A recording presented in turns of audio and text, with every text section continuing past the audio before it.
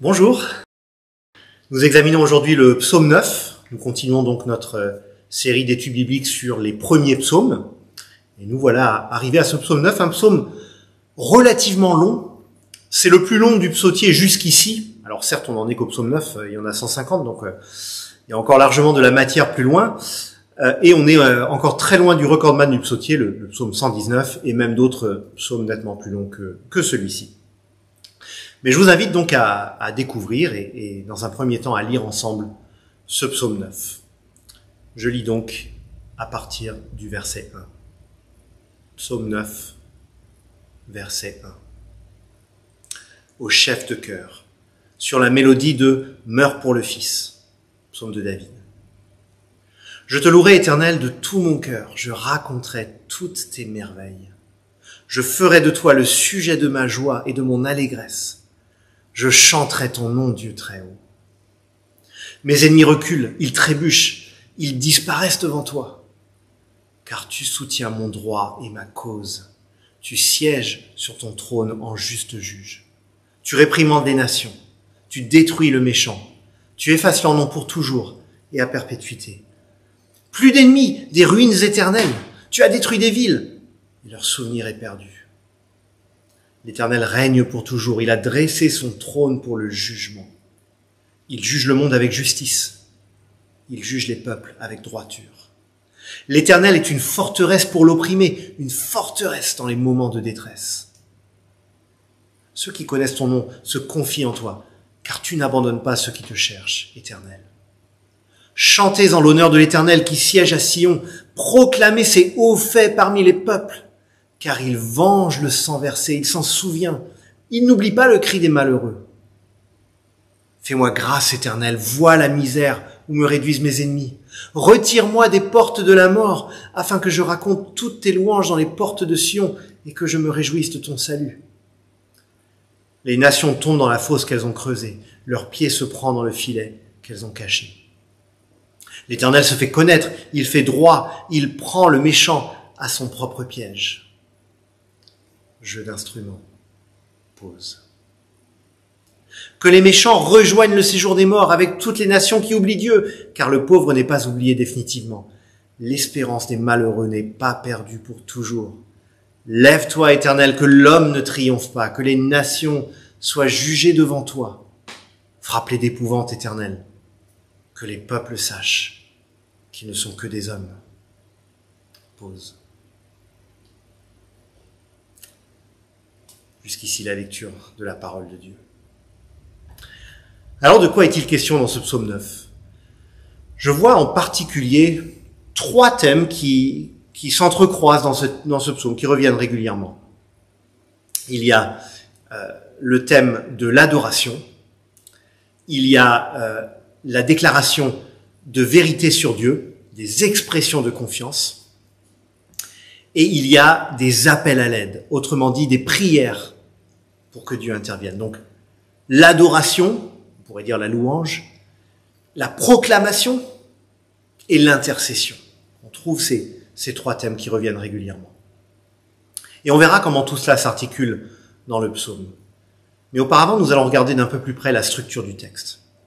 On va d'abord regarder au plan large. Et ce sera ma première question. Si vous deviez diviser ce psaume en deux, où placeriez-vous cette division ? Si vous deviez le diviser en deux, où est-ce que vous placeriez cette division ? Et je vous propose de mettre sur pause et de prendre quelques instants de relecture et de réflexion pour cela.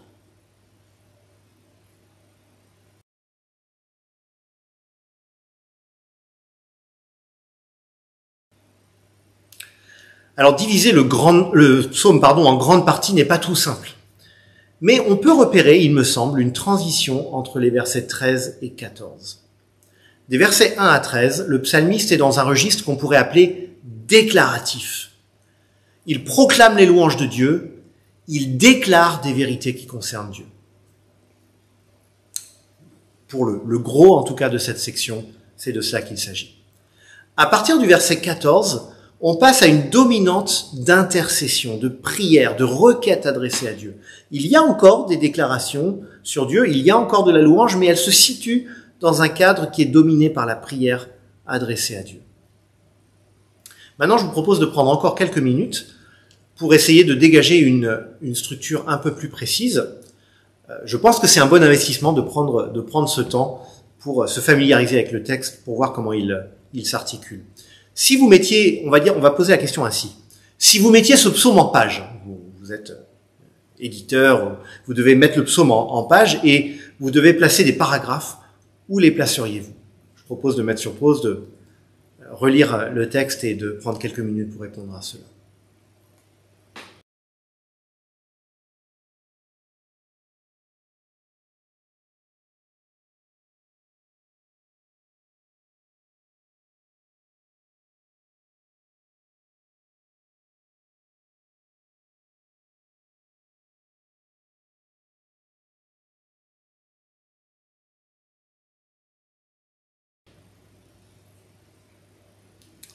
Le but de ces questions de découpage n'est pas de parvenir à une réponse correcte alors que toutes les autres seraient incorrectes. Il y a différentes façons légitimes de découper un texte et l'intérêt d'un exercice comme celui-là est de permettre une lecture plus attentive et précise et une meilleure idée de la manière dont l'auteur, divinement inspiré, développe sa pensée. Pour ma part, voici le découpage que je proposerai. D'abord, on a au verset 1, maintenant qu'on en est au psaume 9, vous connaissez ce terme, la suscription, cette indication qu'on retrouve au début de beaucoup de psaumes, qui nous donne des indications de contexte, d'auteur. Donc ici, au chef de chœur, sur la mélodie de « Meurs pour le Fils », psaume de David. Alors on aimerait bien connaître la mélodie de « Meurs pour le Fils », à laquelle nous n'avons plus accès malheureusement. Bon, a priori, le titre semble indiquer un air plutôt mélancolique, « Meurs pour le Fils », ce qui est étonnant car c'est la confiance en Dieu qui domine dans ce psaume.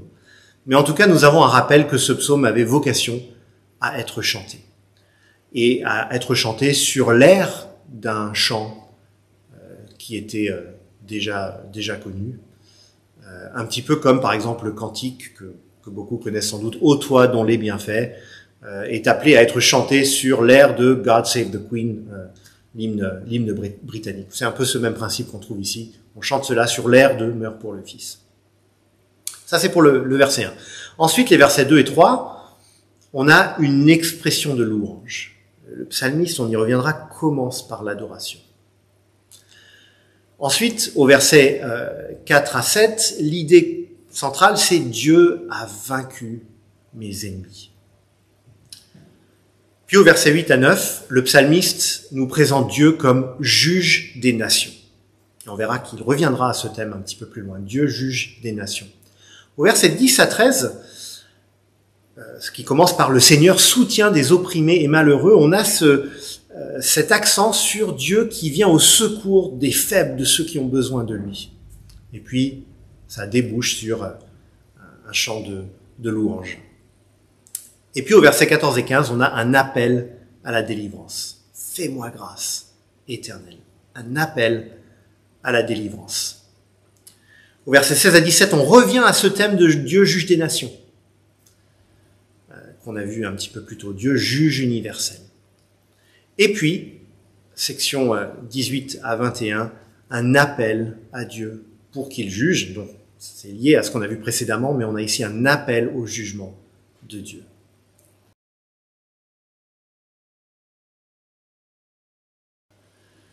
Voilà pour ce décryptage un peu plus précis, mais je vous propose de revenir maintenant à nos deux grandes parties, que j'intitulerai ainsi.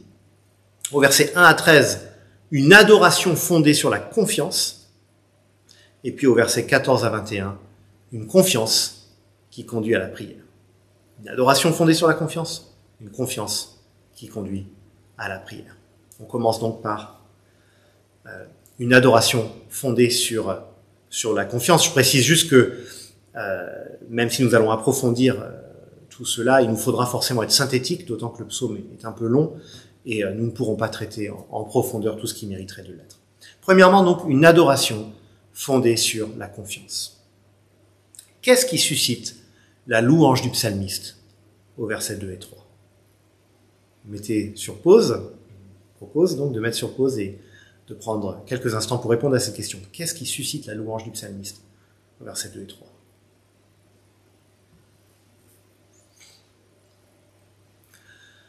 Eh bien, Dieu lui-même est le sujet de la joie du psalmiste. Si les croyants sont régulièrement appelés à se réjouir de ce que Dieu fait, ici David commence par ce qu'il est. Une confession de foi protestante historique, le catéchisme de Westminster, commence par ce préambule. Je cite, « Le but suprême de l'homme est de glorifier Dieu et de se réjouir en lui pour toujours. » De glorifier Dieu et de se réjouir en lui pour toujours, voilà le but de notre vie. Eh bien, on voit un texte qui sert de fondement à cette déclaration, parmi d'autres dans la Bible, c'est précisément le message de notre verset 3. « Je ferai de toi le sujet de ma joie et de mon allégresse. » Je ferai de toi le sujet de ma joie et de mon allégresse. Alors, on pourrait se dire que se réjouir en Dieu, ça peut paraître un peu abstrait. Se réjouir en Dieu, ça veut dire quoi concrètement? Ça veut dire quoi dans mon quotidien? Je propose deux illustrations, très imparfaites comme toujours, mais qui peut-être peuvent nous aider un petit peu. Alors la première à laquelle je penserais, c'est un fiancé qui est amoureux de sa fiancée. Qu'est-ce que ça représente, cet amour? Si la relation entre eux est saine, il aime sa fiancée, pas seulement parce qu'elle est gentille avec lui, ou parce qu'elle l'aide à faire certaines choses, ou parce qu'elle lui remonte le moral. C'est très bien s'il y a ces choses-là, mais si c'est pour cela seulement que le fiancé l'aime, ça serait pas un amour sain, ce serait pas un vrai amour. Non, il l'aime aussi, et avant tout pour ce qu'elle est, intelligente, belle, spirituellement mûre, socialement agréable, etc. Autre illustration également imparfaite dans le contexte de l'amitié. Pensons à nos amis les plus proches. Si l'amitié est saine, nous les aimons, nous les apprécions, non uniquement pour ce qu'ils peuvent nous apporter, même si nous pouvons apprécier cela, mais parce que leur simple présence, leur qualité nous sont intrinsèquement agréables et que ça nous fait plaisir de passer du temps avec eux pour ce qu'ils sont.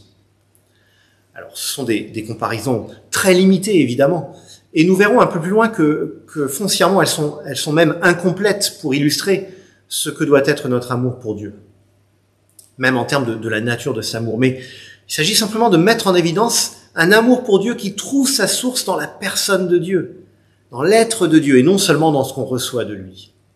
Si Dieu est Dieu, mon Créateur, s'il est celui à qui je dois le souffle de vie et chaque instant de mon existence, celui en qui se trouve la source de tout bien, alors comment peut-il en être autrement? Comment pourrait-on ne pas trouver une profonde joie, le fondement de toute bonne chose dans la relation avec Dieu et aspirer à cela avant tout? Maintenant, comment grandir dans cet amour de Dieu pour ce qu'il est? Dans un sens, on en revient une fois de plus aux fondamentaux. Étudier, méditer sa parole régulièrement pour apprendre à mieux le connaître. Et le prier inlassablement, rechercher toujours plus cette intimité avec lui. Mais je le disais, les illustrations précédentes, bien sûr, sont très incomplètes. Parce que trouver en Dieu sa joie, pour autant, ne doit pas se limiter artificiellement à ses attributs. J'explique ce que je veux dire. L'œuvre de Dieu qui découle de ses attributs est elle aussi une profonde source de joie. Et évidemment, il ne s'agit pas de dire « je me désintéresse de ce que Dieu fait pour moi et je me focalise uniquement sur ce qu'il est ». Les deux sont tellement liés. Et si le psaume commence avec la personne de Dieu, et c'est un point de départ essentiel, et ça nous aide aussi à vérifier que notre relation avec Dieu n'est pas utilitaire, c'est un point de départ essentiel, mais le psalmiste ne tarde pas à poursuivre tout naturellement avec l'œuvre de Dieu. Et là, une image peut-être plus parlante que celle de l'amour romantique ou de l'amitié, c'est la relation filiale. Dans une relation filiale saine, l'enfant ne distingue pas vraiment entre ce que le parent est et ce qu'il fait. Ces deux dimensions sont constamment liées.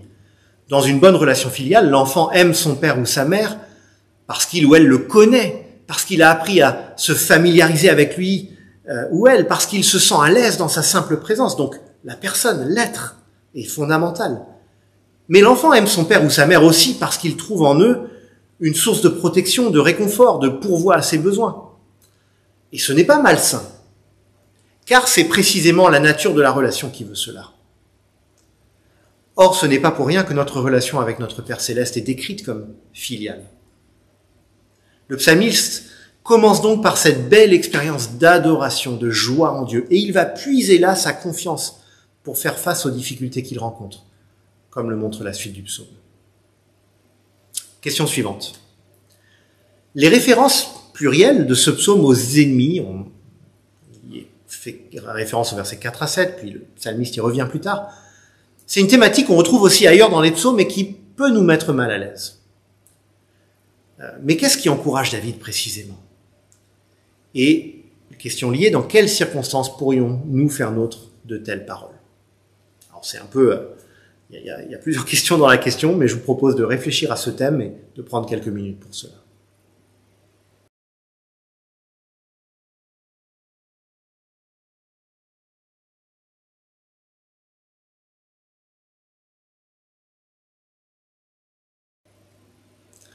Alors d'abord, les ennemis ne sont pas ici moralement neutres. Ils s'en prennent à David de façon injuste. C'est pas juste des personnes que David a décidé de ne pas aimer. Ce sont des personnes qui le maltraitent. Et quand Dieu intervient contre eux, c'est pour faire respecter le droit, pour rétablir la justice. Et David prend courage en se rappelant que Dieu est le juge ultime, qu'il est le garant du bien et du mal.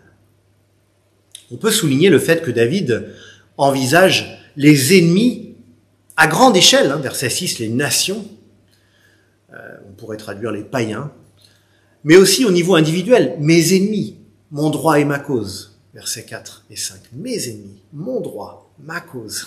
Il y a les deux dimensions. C'est intéressant que pour des raisons culturelles et historiques sans doute, dans le monde occidental, nous réagissons, même si c'est peut-être un peu en train de changer, nous avons tendance à réagir mal à la notion d'ennemi. On n'aime pas entendre parler des ennemis dans la Bible. Alors que par ailleurs, nous n'hésitons pas à dénoncer le mal. Ça, on s'en prive pas. Et ceux qui le commettent, et à nous en indigner, et à réclamer justice. Donc c'est presque une question de vocabulaire, en fait. Alors, dans notre contexte, ces prières, elles peuvent avoir du sens lorsque nous faisons face à de l'opposition injuste. Lorsque nous sommes victimes d'injustice. Le psalmiste nous rappelle que Dieu est juste et ne laissera pas l'injustice l'emporter ultimement. Et il est bon de se le rappeler dans des situations ponctuelles où nous subissons une injustice, et parfois très durement. Et c'est bon de se rappeler que cette injustice ne passe pas inaperçue aux yeux de Dieu, et qu'un jour Dieu va demander à chacun de rendre des comptes. C'est bon de se le rappeler. Pas par un désir de vengeance, mais plutôt par un désir de justice. Et combien c'est réconfortant pour nous de savoir que Dieu est juste et qu'il est bon.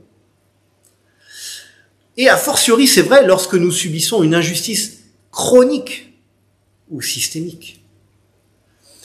Par ailleurs, l'apôtre Paul nous rappelle que nos ennemis les plus redoutables ne sont pas humains, mais spirituels. Alors les ennemis spirituels manipulent les ennemis humains, donc il y a souvent un lien. Mais Éphésiens 6,12, ce n'est pas contre l'homme que nous avons à lutter, mais contre les puissances, contre les autorités, contre les souverains de ce monde de ténèbres, contre les esprits du mal dans les lieux célestes. L'apôtre Paul, là, lève le voile quelques instants sur une réalité, par définition invisible, mais que la Bible déclare comme étant bien réelle. Mais de ce côté-ci de la croix, toute réflexion sur les ennemis, humains en particulier, doit d'abord passer par cette vérité stupéfiante. Dieu nous a pardonné en Christ alors que nous étions ses ennemis. Romains 5, 1 à 10 par exemple. C'est pas pour rien que nous sommes appelés à aimer nos ennemis, c'est parce que c'est ce que Dieu a fait.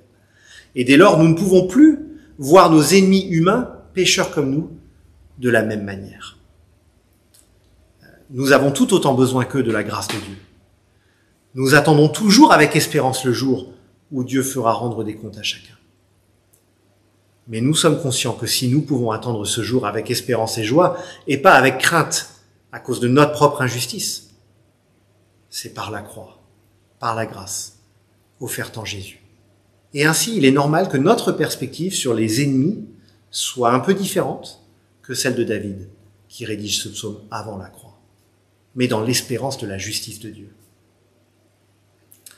Et précisément, puisque nous parlons de justice de Dieu, c'est ma question suivante. Quel aspect de la justice de Dieu est particulièrement mise en avant dans les versets 8 à 13. Je propose de mettre sur pause donc et de réfléchir à cela.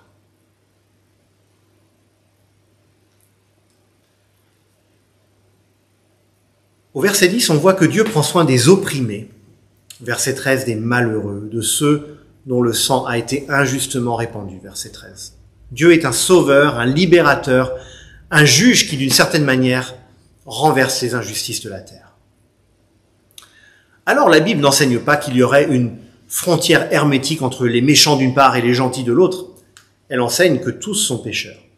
Et les opprimés deviennent parfois oppresseurs, et vice-versa. Cependant, la Bible n'est pas relativiste pour autant. Ici, le psalmiste voit la réalité de l'injustice autour de lui, et il se réjouit dans le fait que Dieu, qui aura le dernier mot sur toute chose, juge le monde avec justice, juge les peuples avec droiture, verset 9. Et par conséquent, il sera une forteresse pour l'opprimé, verset 10. Et c'est un thème qu'on retrouve très souvent dans la Bible, le souci particulier de Dieu pour ceux qui sont humbles et faibles. Notamment parce que cela les éloigne, souvent, leur permet de s'éloigner de fausses prétentions humaines et les rend plus réceptifs à accueillir la grâce de Dieu. Et c'est pour ça que nous sommes tous appelés à cette humilité, à cette vulnérabilité devant Dieu. Dans notre psaume, il est frappant de voir que David, qui pourtant est quand même un privilégié, il est roi d'Israël, eh bien, il trouve un profond réconfort dans ce caractère de Dieu, qui aime intervenir en faveur des opprimés. D'ailleurs, d'un point de vue général, il est frappant de voir que David, malgré ses fautes et limites qui nous sont rapportées très honnêtement dans la Bible, David semble toujours avoir été conscient de son grand besoin de Dieu, de sa dépendance à lui. C'est sans doute en ce sens qu'il était roi selon le cœur de Dieu, comme nous le rapporte une expression assez connue qu'on retrouve dans 1 Samuel 13, 14. David était très loin d'être parfait, mais il était humble devant Dieu. Et dans un monde pécheur, où l'adversité et la souffrance sont souvent au rendez-vous pour nous tous, David en fait n'avait pas de difficulté à s'identifier aux humbles et aux opprimés. Et on peut élargir un peu cette réflexion à l'ensemble de la Bible. C'est entre autres parce qu'il a ce cœur pour les opprimés que Dieu est intervenu pour libérer les Hébreux de l'esclavage en Égypte, pour renverser leurs oppresseurs. Or, ce qui est intéressant, c'est que quand on regarde la Bible dans son ensemble, on comprend que cette libération de l'esclavage, cette rédemption d'Israël, était une préfiguration de la libération que Dieu offre aujourd'hui à bien plus grande échelle à tous les hommes en Jésus-Christ. Écoutons par exemple l'Épître aux Hébreux à ce sujet. Hébreux 2, 14 et 15. Par sa mort, Jésus a pu rendre impuissant celui qui exerçait le pouvoir de la mort, c'est-à-dire le diable, et libérer tous ceux que la peur de la mort retenait leur vie durant dans l'esclavage. Ou encore l'apôtre Paul dans sa lettre aux Romains, nous savons que notre vieil homme a été crucifié avec lui, avec Jésus, afin que le corps du péché soit réduit à l'impuissance et qu'ainsi nous ne soyons plus esclaves du péché. Romains 6, 6. La plus terrible des oppressions que l'être humain peut vivre, c'est celle du péché. Et quand le psalmiste voit en Dieu une forteresse pour l'opprimé, c'est une magnifique nouvelle pour celui ou celle qui comprend qu'il ou elle est maintenu dans l'esclavage d'une vie vécue vainement sans Dieu. Nous avons désespérément besoin que Dieu intervienne pour nous délivrer de cette emprise du non-sens qui est le péché sur notre vie. Or, ce psaume, parmi d'autres, nous rappelle que lorsqu'on reconnaît qu'on a désespérément besoin de Dieu, on trouve un Dieu parfaitement disponible et plein de compassion. Je voudrais préciser qu'en disant cela, sur l'oppression du péché et notre besoin de libération du péché, il ne s'agit pas de vider ce texte de sa pertinence sociale. Il en a, comme beaucoup d'autres textes dans la Bible, et le fait de savoir que Dieu n'aime pas les apparats de la puissance humaine, mais se plaît à se révéler aux plus humbles et faibles, doit nous faire réfléchir très sérieusement sur ce qui compte pour nous, ce qui attire notre regard, nos priorités, ce qui nous fait rêver.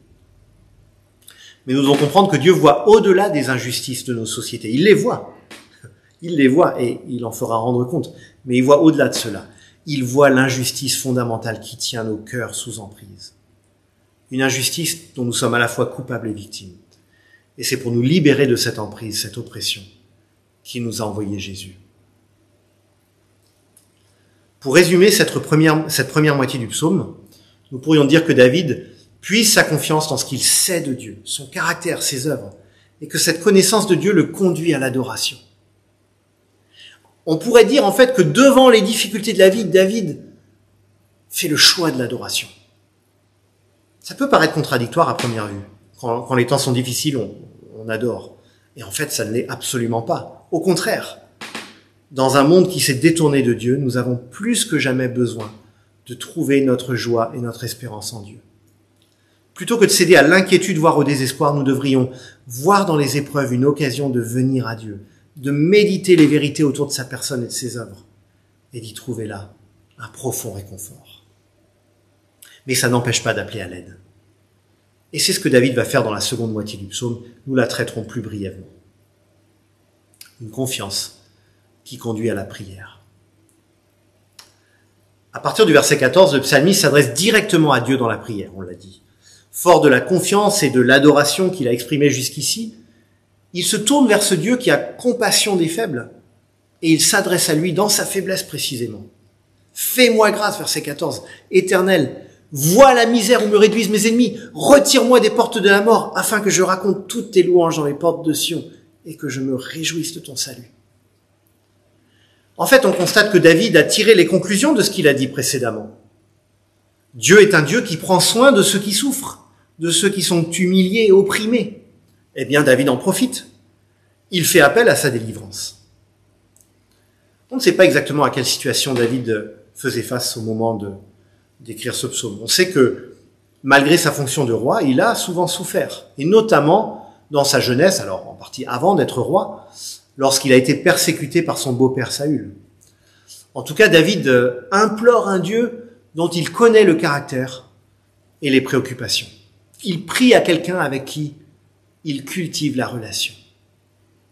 Et ça doit nous faire réfléchir. Est-ce que nous adressons nos prières à un Dieu que nous connaissons? Ou bien est-ce que nous adressons nos prières à une sorte de big boss céleste dont on a entendu parler, mais qu'on ne connaît pas vraiment?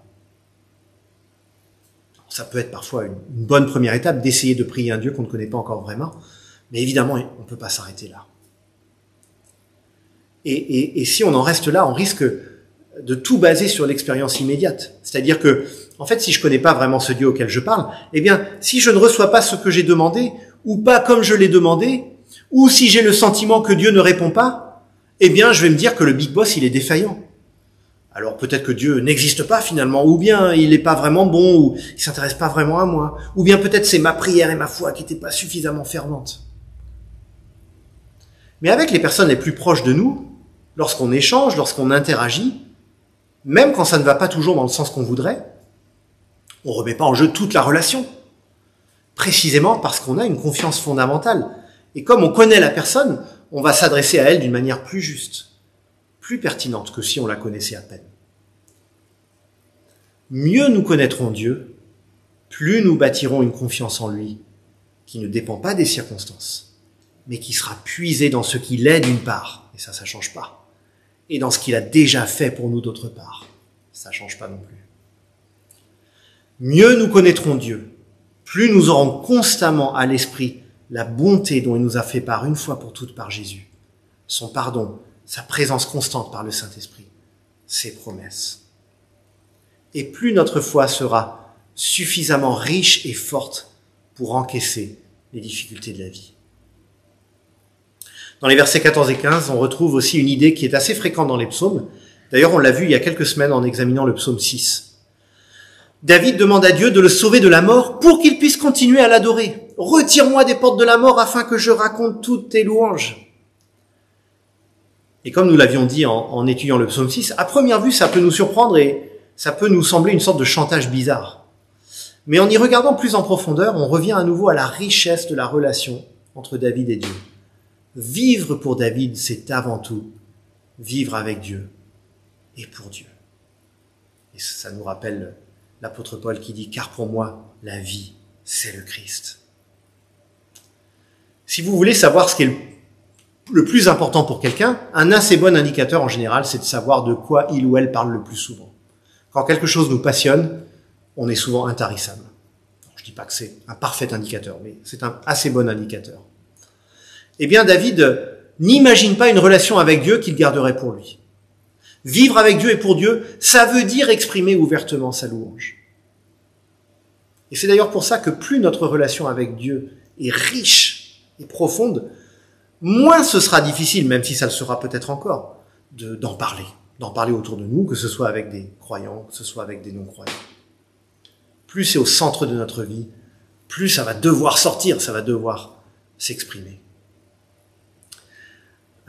Il est frappant de voir que pour David, le fait de pouvoir parler de Dieu et se réjouir de son salut, verset 15, sont des raisons suffisantes pour vouloir continuer à vivre. Nous avons besoin de l'entendre une nouvelle fois en ces temps difficiles où nous n'avons peut-être plus autant de choses dans notre quotidien qui nous enthousiasment. Nous avons besoin, et moi le premier, d'entendre que dans la relation avec Dieu, en passant c'est une relation qui est parfaitement libre, sans masque, ni distanciation, dans cette relation, il y a un trésor inépuisable de joie. Question suivante. À quoi aspire David avant tout dans les versets 18 à 21? Prenez quelques minutes pour regarder cela.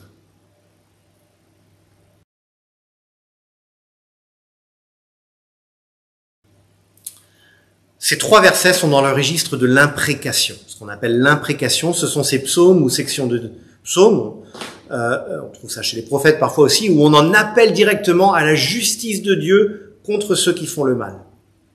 Seigneur, juge-les. Avec ce qu'on a dit précédemment, je pense qu'on est au clair sur ce que David vise avant tout. Il ne réclame pas le malheur des gens par esprit de vengeance. D'ailleurs, il ne se situe pas dans un registre personnel dans ces versets, c'est frappant. Il ne parle plus de sa propre situation.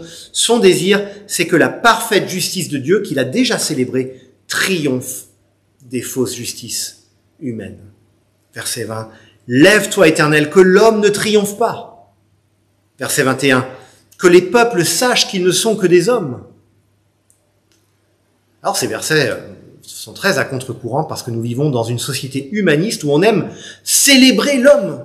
On aime célébrer l'homme et ses progrès réels ou supposés, ses connaissances. Cet idéal se heurte, à vrai dire, constamment à la réalité. Les hommes, en fait, ont des visions radicalement différentes du genre de société dans laquelle ils veulent vivre. Les plus grands progrès s'accompagnent aussi souvent des pires méfaits, etc. Mais en tout cas, les versets 20 et 21 prennent cette façon de penser complètement à contre-pied. Que l'homme ne triomphe pas. Sous-entendu, l'homme pécheur, l'homme sans Dieu. Que l'homme ne triomphe pas. Que les peuples sachent qu'ils ne sont que des hommes. Et on voit d'ailleurs là qu'il n'y a pas un désir de vengeance, mais plutôt d'une prise de conscience. Il faut bien noter que pourtant ce n'est pas de l'anti-humanisme.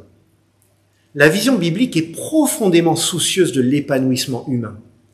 Mais dans la Bible, l'homme s'épanouit, l'homme trouve le véritable bonheur lorsqu'il est réconcilié avec Dieu, lorsqu'il retrouve sa juste place en tant que créature aimée, appelée à vivre avec et pour son Créateur. Et en fait, ce que David demande ici dans sa prière revient quasiment à la même chose que ce que dit Jésus dans la prière qu'il apprend à ses disciples, qu'on appelle le Notre Père. Notre Père qui es aux cieux, que ton nom soit sanctifié, que ton règne vienne, que ta volonté soit faite sur la terre comme au ciel. Si nous sommes chrétiens, nous sommes appelés à désirer de tout notre cœur que ce soit Dieu et non les hommes qui soient aux commandes. Nous désirons de tout notre cœur que ce soit sa volonté et non toutes nos volontés contradictoires qui conduisent toutes choses. Et nous en revenons à ce que nous disions plus tôt sur la connaissance de Dieu. Si on ne connaît pas vraiment Dieu, ça nous choque que ta volonté soit faite dans un sens, parce que on n'a pas tellement envie que la volonté de quelqu'un d'autre soit faite. On a envie que notre volonté soit faite. Et on n'a pas envie de s'y soumettre si on ne connaît pas Dieu. C'est logique dans un sens. Mais plus on apprend à le connaître, plus on désire ardemment que sa volonté soit faite, et non la nôtre, parce qu'on se rend compte que sa volonté est infiniment meilleure. Nous savons qui il est, nous savons qui nous sommes, et il n'y a pas photo. Mais il a choisi de nous aimer, de nous accueillir dans notre faiblesse et notre vulnérabilité, et de nous de nous relever et de nous faire marcher à sa suite. Il n'y a donc rien de plus souhaitable pour les nations que de comprendre que l'espérance ne vient pas des hommes, mais de Dieu. Et il n'y a rien de plus souhaitable pour nous à l'échelle individuelle que de revenir encore et encore devant Dieu dans ce constat de notre faiblesse et de nos limites. Or, si nous le connaissons, nous saurons que ce constat ne doit pas nous désespérer. Au contraire, c'est l'occasion de nous attacher à lui et de grandir dans notre relation avec lui. Je vous invite à la prière. Notre bon Père céleste, nous te remercions pour ce psaume où une fois de plus David, en quelque sorte, répand son cœur devant toi et nous avons le privilège d'être témoins de cette prière et de pouvoir la faire nôtre. Prière de reconnaissance et de louange pour qui tu es et ce que tu fais. Déclaration de confiance en toi. Et cette liberté de te demander la délivrance, de te demander ton intervention et aussi, et peut-être plus encore que tout cela, d'apprendre à te connaître de mieux en mieux, pour pouvoir d'autant mieux te louer, d'autant mieux être au clair sur qui tu es et ce que tu as fait, et d'autant mieux te prier. Aide-nous à apprendre à mieux te connaître, Père. Qui que nous soyons, quel que soit notre profil, aide-nous à grandir dans notre relation avec toi, car nous en avons tous besoin. Au nom de Jésus. Amen.